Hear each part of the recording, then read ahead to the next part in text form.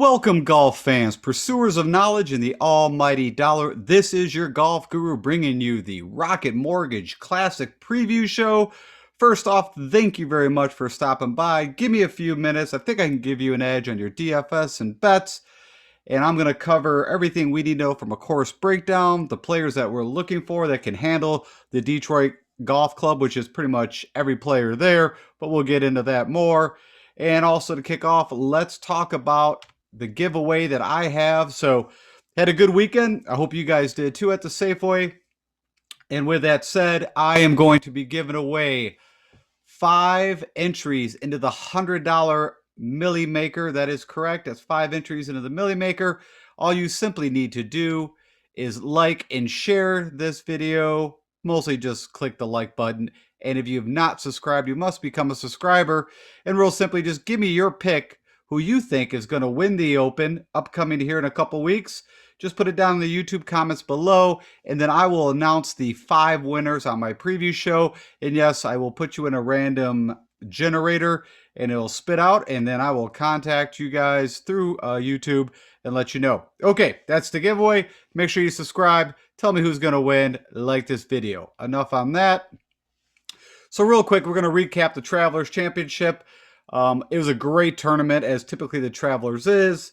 And I don't know about you guys, but actually that 8-hole playoff, it was getting me on my seat, probably the most I've been in a while. Of course, I had money, picked Harris English beforehand and had a bet on him from 45 to 1. Of course, that came through. I did kind of hedge my bet, had a little bit on Kramer Hickok, but I, of course, was pulling for Harris purely from money standpoint. Now, I think, honestly, Kramer Hickok, of course, had those 2 putts that just lipped out. He should have won it. He had multiple times to win it, of course, even in the beginning where Harris was like against the lip in a sand trap. I was like, oh, this is over. But from a financial perspective, good news that he pulled it out. But it was a great tournament. It kind of looked like going into Sunday, Bubba Watson was going to be a clear winner, and it still looked that way until the back 9 where he blew up. Had, I think, 3 bogeys in a row and then a double bogey. Of course, you had things like some of the guys that you thought would, DJ and DeChambeau that you thought would make a charge, and they really didn't do nothing. And then you had Kisner, funny enough, 2 rounds out of the 4, who just went en fuego and ran up the board. And he's also going to be playing in the Rocket Mortgage, so we'll have to keep an eye on that. But with all that said, it was just good to see that Harris actually became one of our 2-time winners this year. And of course, he won at the Tournament of Champions in Kapalua and then pulled this victory off. And well, guess what I heard was that we're all trying to figure out what happened to Harris, right? Because he was in great form, won the Tournament of Champions, and then I guess he had a back injury, which was really not known. And I just found out about this morning. And that's what he was dealing with. And then, of course, the back got better, hence his uptick. And that's the one thing. So it's already really difficult, as you guys know, to predict what I call the unpredictable, which is trying to figure out what golfers are going to be doing. But at least with like other sports, you get injury updates. And because these guys are independent contractors, I guess is the reason why we don't get any real knowledge unless they let it out somehow. About what injuries they could be dealing with, so which makes it even harder to try to figure out what these guys are going to do. So anyways, I just thought that was an interesting tidbit. So Harris English, so I'm going to keep an eye on. Also, now there's a lot of conversations. I believe he moved up to 8th to possibly be on the U.S. Ryder Cup team. So that's going to be interesting if he makes that. And of course, again, with Kramer, which we'll look into some of the stroke gain information real fast here. But, Kramer did it with the putter. He showed up, I believe it was at TPC Craig Ranch for the AT&T Byron Nelson. Don't quote me on that. But we saw him like pop up and have a couple of good rounds. Nothing that was telling me that to expect, and I don't think anybody to expect that he'd have a chance to win. And really, ultimately, should have won the tournament. Okay, so I've shown this before, pulling it up again, and I'm not going to do the details that I typically do. And it's actually ranked not by where they finish, but all about fantasy points. I think that's actually a better way, because ultimately what you guys care about and I care about from a DFS perspective, who got the most points. And of course, Harris English pulling out the win, ended up with the most points. But you can see Abraham Answer, who ended up actually in 4th, had the second most points at 105. Both these guys were my picks in my top 15. There was also, most of my picks actually made the cut. We had a couple that missed by a stroke, but still, from a DFS perspective, I did okay. I actually went ahead and threw 35 entries into the big game. I think I cashed out somewhere around 15, 10 to 15 of those, but nothing huge. I think the highest one was just cracking like around 600th place or something like that. So, from a DFS perspective, I made my money. As I always tell you guys, grinding showdowns. Did well at that. And then also from a betting perspective, I already mentioned I hit Harris English on the back end, but I actually hit Satoshi Gadair twice. I actually accidentally double bet him, but worked out very well because I believe he was 150 to 1. And the crazy thing was if I think it was actually Kramer Hickok, but I forgot who he ended up round one. He was, I think, 9 under and then lost a stroke and then missed, had two lip outs at the very end. Easily could have been 9 or 10 under, which would have paid really nice. But because when you're betting first round leaders, if multiple people are also first round leaders, you got to split that bet a couple times. So could have been very lucrative. It actually ended up really being a nice start to the weekend. And all in all, it was good. So hence, I'm going to be rolling some of that cash back to you guys with the open giveaway. All right, you also see Harris English led in total strokes gain. Abraham Answer didn't really lead in any category, but you can see off the tee, did really well approaching. Of course, Abraham struggled on his first 18 and then really kind of poured it on over the weekend and gained with the putter 4 strokes. So that was nice to see. And then Kramer Hickok, as I can mention, the guy was striping it off the tee. Very accurate, has some distance. Approach was he lost a little bit on approach, but you can see the putter is where he did a lot of damage and gained over 7.5 strokes there, how he was getting it done, and also tied Harris English, which no shocker with total strokes gained. You had Brooks Koepka, who I did not pick and was actually shocked to see Brooks, who's another person that I think people had their eyes on to actually possibly win this thing. Because typically, if Brooks makes it to the weekend, then he's like, well, I'm here. I might as well go ahead and win this thing. But took it actually pretty serious. Gained over 4 strokes off the tee, a little bit on approach, but really, overall, good showing. Tee to green, gained almost 9 strokes. And I already mentioned Kisner with those two crazy, I think his first round he shot all pars, then shot 8 under, and then nothing too much to say on Saturday, and then come out again and shoot whatever it was 7 under, something like that, something ridiculous. I don't remember what it was. But long story short, a lot of that was done with a putter, and which is something I have to look for, which I think is going to be the key ingredient for success at the Rocket Mortgage. We'll talk more about that. You had Brian Harmon, who had a nice Sunday until all Sunday, a double bogey. I believe it was on one of the last holes. I don't remember exactly the one. Did okay off the tee. Lost on approach, but also again with the putter, did some damage. You had Guido Migazzoni. He had a good showing again, so someone we're going to keep our eyes on. You had Jason Day going into Sunday up there. I don't know if he was tied with Watson or was leading, which has shocked me. But I guess he hurt his back again during warm-ups. It was getting better as the tournament went on. I stayed away, and even Paul Casey, who was one of my picks once I found out that, injured the back. I've actually had the same thing that Paul was dealing with, where you have a compressed disc, which is hitting against your sciatic nerve. That hurts like a mother and is not. So amazing that both those guys kind of, made the cut. I was shocked at Paul Casey. I thought for sure he was, almost just not even want to make the cut or was going to pull out. So I stayed away from him for the weekend. But he still did well. I think he had 2 eagles on Sunday, which is crazy. Didn't get to see a lot of coverage of him on Sunday, but got to watch quite a bit of him on Thursday and Friday. You had Cantlay, who came out, pretty solid Thursday, Friday, and then, really didn't do anything exceptional at all on the weekend. You can see the putter, from what I was seeing, just wasn't making enough putts. That was about it. But approach was solid, off tee was solid. Ches Reavie was one of my picks. Funny enough, with Ches typically, when you think of the plotter guys, you usually think of good putters. Ches, that's where, if he's putting, he's going to be on. You can see he gained almost 2 strokes off the tee, gained 3.5 on approach. Russ Henley, it was someone else. I think that a lot of people, he was up there on the leaderboard. I think he was 9 under going in, but didn't do a whole lot. I think as you see, he shot 2 over on Sunday. I just feel like with Russ, he's just going to fade. I've just seen it over and over. The putter kind of let him down, but did real well tee to green. The funny is, I don't even think he's on here because for some reason his stroke gain didn't come across. But KH Lee, at one time, I think going into Sunday, because I played him on Sunday final, showdown. And he, I believe, was leading off the tee and approach. The putter was suspect. And then he went out and shot 10 over and 80, and he killed me on some of the showdown stuff on Sunday. But it was just crazy to see him go out and shoot like, I think he was 7, 8 under going into Sunday, and then just blew up. I don't think maybe he had a birdie or two, but he had just bogeys and doubles all over the place. I mean, to shoot an 80 on that course, you've got to be doing something extraordinarily bad. Aaron Wise, it was just blah. I was really hoping, and you could see back to losing 5 strokes with the putter. We talked a little bit about Aaron Wise in previous shows, where everything I was hearing was he was, feeling so much better with the putter. It was showing up statistically, and then it just kind of fell apart. So we'll see how that kind of matriculates. DeChambeau, same thing. He really didn't do a whole lot putting on Sunday. The approach is still killing him. I mean, the guy gets it, up, kills at 350, 360. He's got that 80, 90 yards in, and he can't do nothing with it. I don't know what he's doing.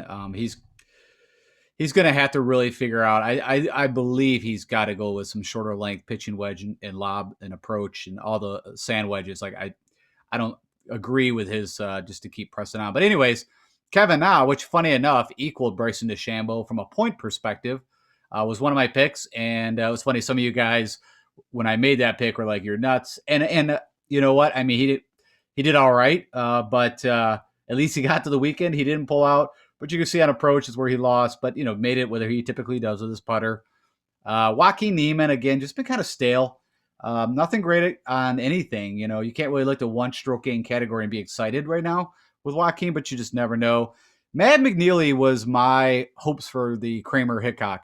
So he ended up 30th. You can see from a DFS perspective of points, 66.5. He actually led the field off the tee. So that's hitting the fairways in and distance, but stunk it up on approach, lose almost 2.5. Nothing great around the green, but did all right with the putter. And he is actually in this field. So somebody to keep your eye on. Again, I was kind of hoping a little more, hoping he was going to be the sneaky kind of play that would actually have, really changed from an ownership projections. But, again, made the weekend, but nothing great. Brennan Todd, nothing exceptional, or Scotty Scheffler. He fell back on Sunday. Trying to see anybody else that I picked. I did not pick Harold Varner, but I just noting that he actually led the field on approach, gaining almost 7 strokes. Doc Redman, same thing, kind of came out, thought he was going to have a nice tournament, then kind of just fell. And then Doc does not gain. He's not a long hitter. Usually he's very accurate, but you can see he lost 3 strokes out the tee. Pretty solid as usual on approach. Not the greatest around the green. And, again, it's always typically about the putter if he's going to have success. Lato again made the weekend, but nothing to write home about. Gained a little on approach, lost a little off the tee. Again, Lanto, when he gets hot with the putter, can be effective, but lost over 2 strokes with the putter. Of course, Kevin Streelman, he was a bust, missed the cut by a stroke. It looks like it was on approach. I mean, he really did anything great. It was all kind of mediocre. And Ricky Fowler, that was the first time I've ever picked Ricky, and it'll be the last time I ever pick Ricky. I think he came out, it was like 3 or 4 under after the first day, so I was like, all right, feeling pretty good about this. And then he shot like 5 over the next day. You can see he lost off the tee, which he lost in the 2 areas that he has been doing pretty well. So he'd typically be gaining on off the tee, so on approach, and it's the putter that's been, hurting him. And again, he lost a stroke there. Matthew Wolff, which was not one of my picks, but just, he actually missed the cut. So that was kind of interesting. I thought he'd do all right. Michael Thompson's highlighted just he gained around the green. He was the leader in the whole field chipping. So he must have chipped a few in. And then my Brokeback Mountain pick, Patty Kazire, which, stung all of us. Really, he didn't do anything Thursday or Friday. Of course, he's at the Rocket Mortgage, and we're going to talk a little more about him. But, I don't know what I'm going to do with Patty. And then I have no idea why Molinari is selected here because he was not one of my picks. So that was not supposed to be. All right, that's enough on that. It just gives you some ideas of how these guys did from a stroke gain analysis point at the Travelers. Let's go talk about the Rocket Mortgage. Okay, so these guys are heading to my hometown. We're heading to the D at Detroit, Michigan. Note to self, I've heard some of the other analysts kind of mess this up. There's actually 2 Detroit golf clubs, country clubs. So the one that we're going to be talking about is the Detroit Golf Club. They have 36 holes. Specifically, they're playing the North Course. There's also, which we call the DCC, which is the Detroit Country Club. That's in Grosse Pointe Farms. That is not the course they're playing at. I've actually played the DCC quite a few times. One of my buddies ran the actual caddies there and whatever. But actually, I've never played the Detroit Golf Club. But you're going to see that if you've played golf, I don't know, 10 times, you've probably played a course very, very similar to this. There's not a whole lot to it. Hence, you'll see why the guys score here. It was opened up over a century ago, back in 1899. Of course, this is the third year that the Rocket Mortgage is going to be held there. And, you know, we actually used to have the Buick open up at Grand Blanc, Michigan, which is a little northern, probably about, an hour out of Detroit north. And we lost PGA Golf for a while. And so it was pretty cool. The guy who owns Rocket Mortgage, of course, has got it headquartered down in Detroit. And it was nice that we actually got a PGA event back. Now, I've actually not been to the event. I wasn't there when Nate Lashley won it. And I wasn't there, of course, because of the pandemic. I might try to make it down there. I now live North Michigan, but my whole life lived right down about 20 minutes from Detroit.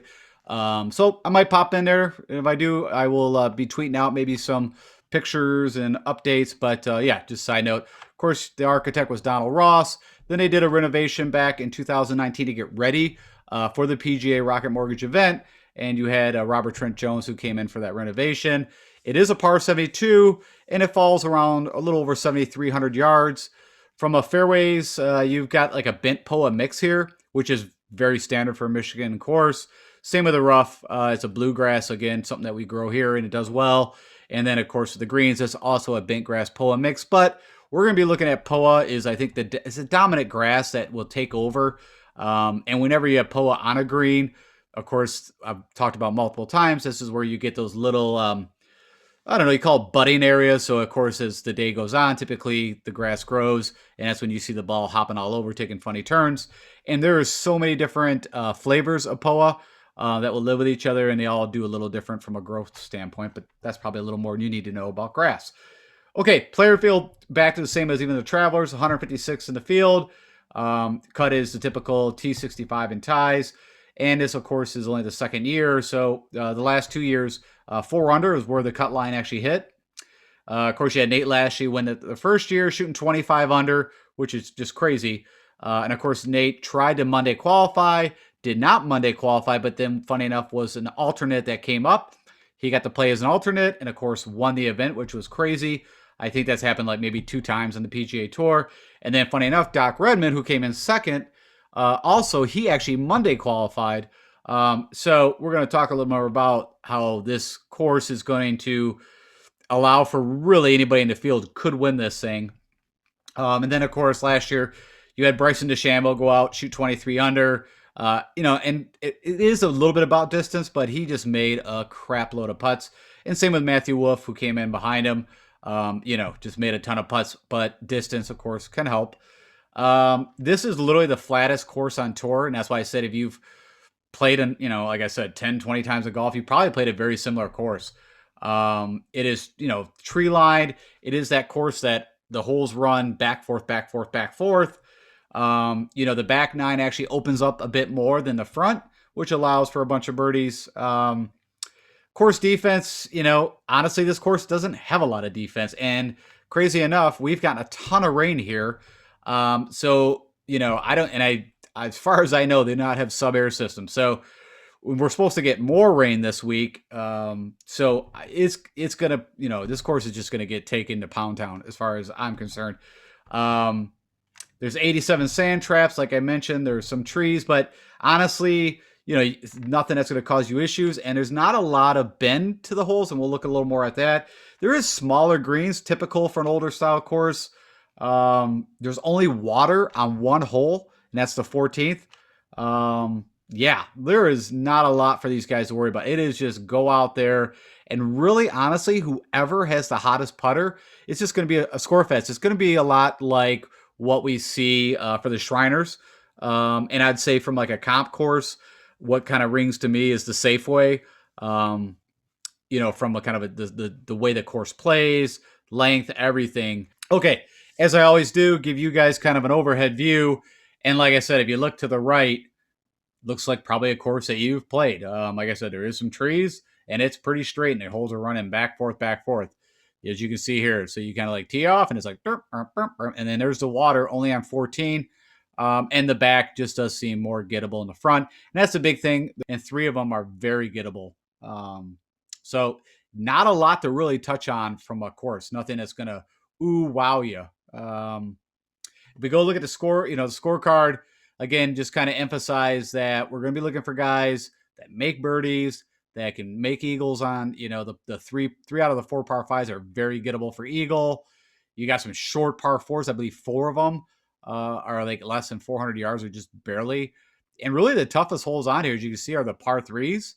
There's a couple longer par 3s, but that's it. I mean, there is nothing here to, like I said, as you can see from what the scores have held before. And with, moisture, one thing that we look for is maybe we are going to look for a little more distance off the tee because you're not going to get a lot of run out like what we saw at the Travelers. And they're going to be able to fly these things at the pins all day. I mean, there's some undulation on these greens, but, nothing that's crazy.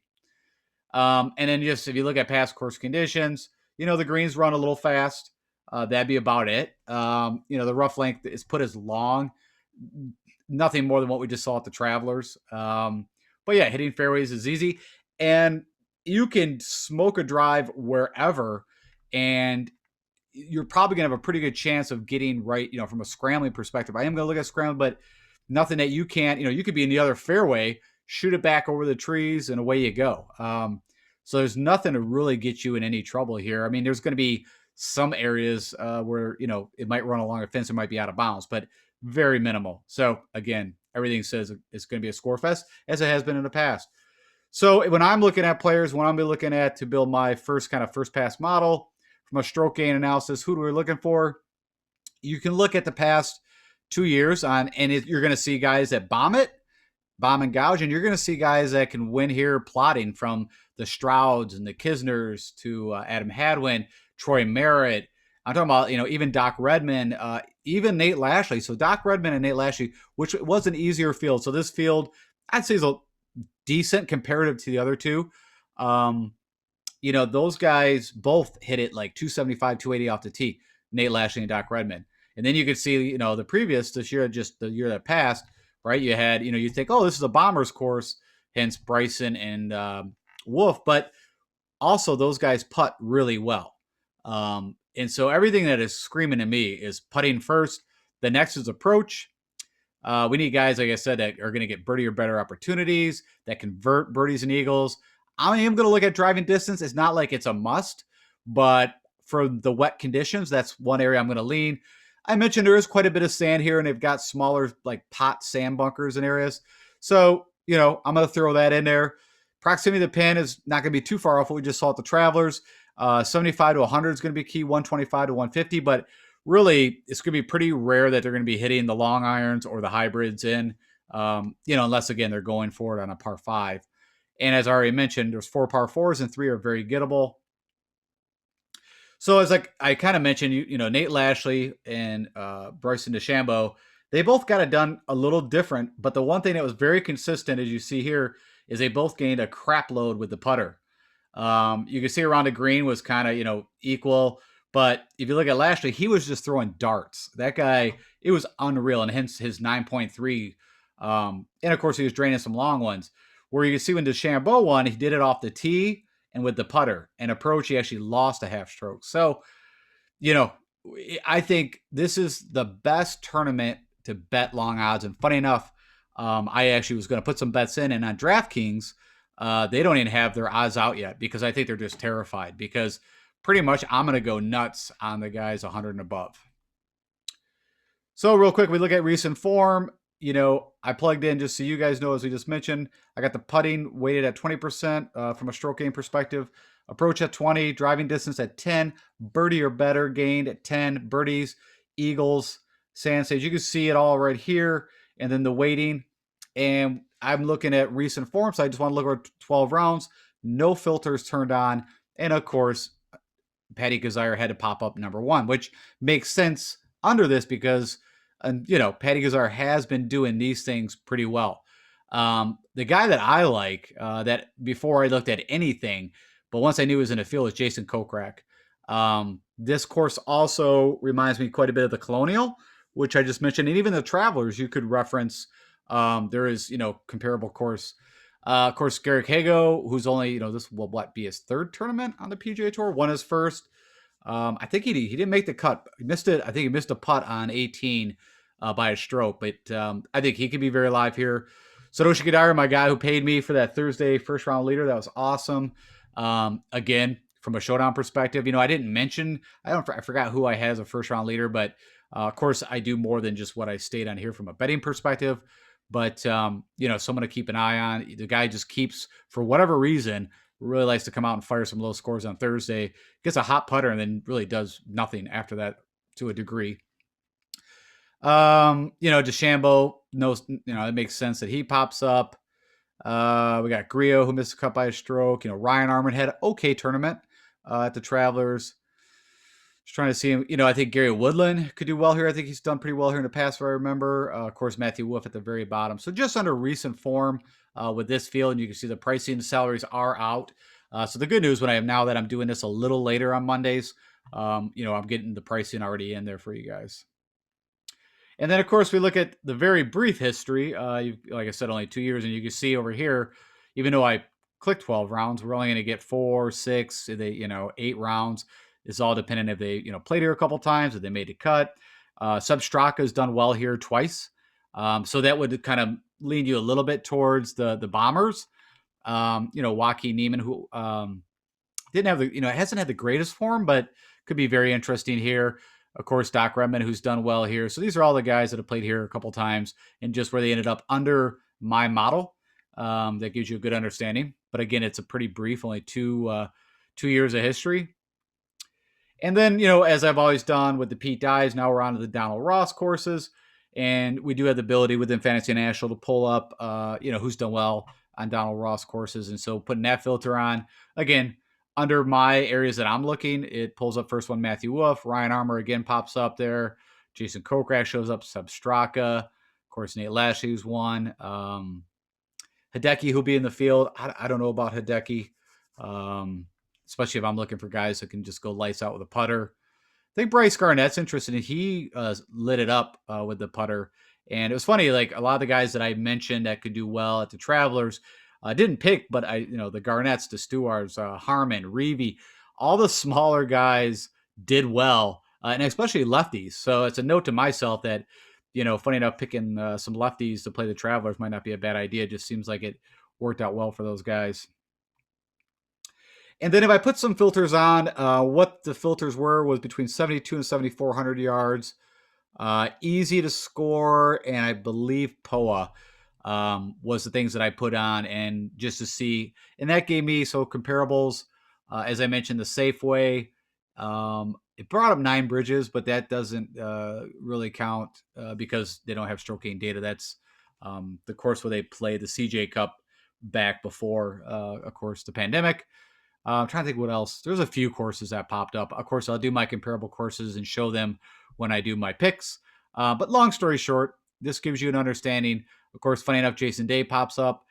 I don't know if I'm going to be able to go there with that back. I played Jason Day a while, years ago, and like a Ricky Fowler or a Fleetwood, I just feel like those guys are they are on the down spiral of their careers, and it's just the way it is. Trying to see again, Kokrak pops up again. Of course, Doc, you got Wolff, Straka. So again, at comparable courses, we're seeing some of the similar names. Webb Simpson's in the field. I don't think I'm going to touch Webb either, but we'll see. We'll see what the information pulls out. But as I kind of mentioned before, I was been kind of off Webb. He's just not doing the things that Webb needs to do to be in contention. And then, as always, the last thing is, who's really good at putting on POA. And I kind of mentioned, is a bent mix with POA, but POA is going to be the dominant grass. And funny enough, Jonas Blix popped up over the last 24 rounds out of this field when you just click on who's been the best putters on POA. My Mad McNeely, of course, who does really well on the West Coast. Who else?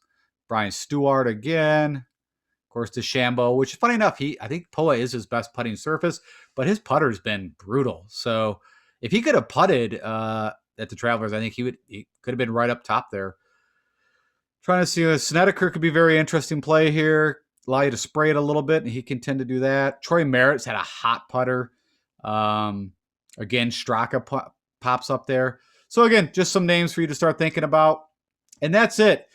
I think that will give you a good understanding, but there's not, like I said, there's not like a ton, but this is a course we have seen. This is a course and play at times probably. There's just nothing crazy about it at all. And so, yeah, I think, the best advice that I'm going to give from right off the get-go is take some long, if you're betting, take some long shots. If you're building your DFS lineups, have an open mind about, how you're going to build. I think it's going to be, when it all shakes out, it's going to be the top 6 guys are going to be guys that we probably were not expecting.